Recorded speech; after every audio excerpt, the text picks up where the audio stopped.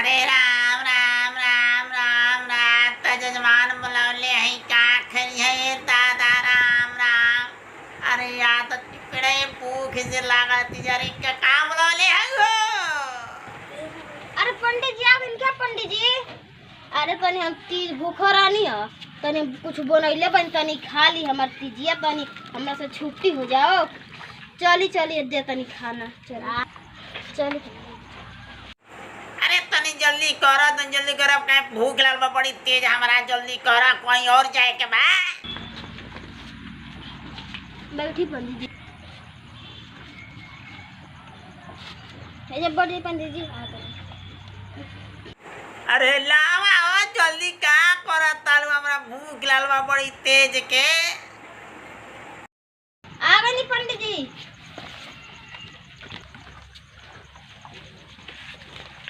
तुम सीधा पढ़े पंडित जी। अरे धरा धरा धरा तुम जल्दी जल्दी खा लिया तभी हमारा ससुर आ जाए ना तो देख रहे तो बोले लागम जल्दी जल्दी खा ली। तेरो ससुर तेरी पीछे घोड़ा धो के पड़ गइल बाने। अरे कहाँ बाल रे पतोहिया?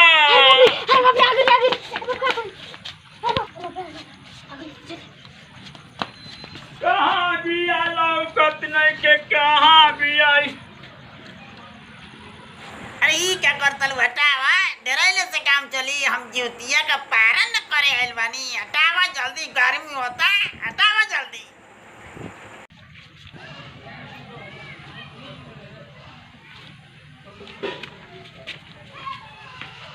कहाँ बिया ये दादा? कहाँ कहाँ बाल रे पतोहिया?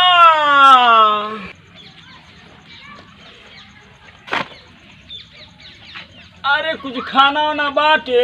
हाँ लेके आ तनी। होई कहाँ? तीजे जी सामान है। ठीक बात तुम बैठा था तो ले आओ खाना में कुछ। अरे नहीं नहीं नहीं नहीं अरे नहीं बैठो मत कुछ तीजे सामान हो जिया ना हो जाए बैठो मत। अच्छा ठीक बा हे जब बैठा तानी लेके आओ कुछ। काहे खाना वाना नहीं खे का? नहीं रखले बने अबे लेके आवतानी। अरे चल ठीक सूखे बा भात बाटे बड़ी बढ़िया। अरे दादा कौन मारत रे? का खान खाना आइल हो? अरे बर्तन तन बा उहे खड़खड़ाताटे। अच्छा जिसला तो कि वो आदमी बोला था नहीं नहीं आदमी नहीं है ना? ठीक बा तुम कहीं हम क्या आराम करे कहीं बा खटिया उटिया कहीं सूती तब यही में सूत जाए। कहाँ बा? ये जो कि सूखल तो बट नहीं का। अच्छा ले चली हेनी आराम कर चली। अच्छा ले चल चल।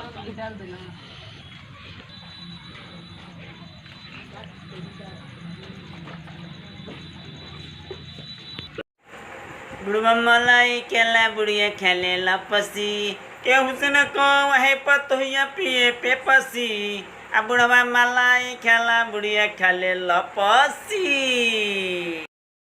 अरे पंडित जल्दी खा भागी होने मुझे उन जगह में जल्दी खा के भाग जाए। तो पूरा खाली जल्दी खाई तो भी आ जाए। अरे जल्दी खाली पहले खाली जल्दी खाली ना खाए कथी का करता खाली जल्दी खटैया खाली आई करत अच्छा उठ उठ उठ उठ। इते ई पंडितवा के बुला के ते का लुसुर फुसुर ते का करत रहले बता?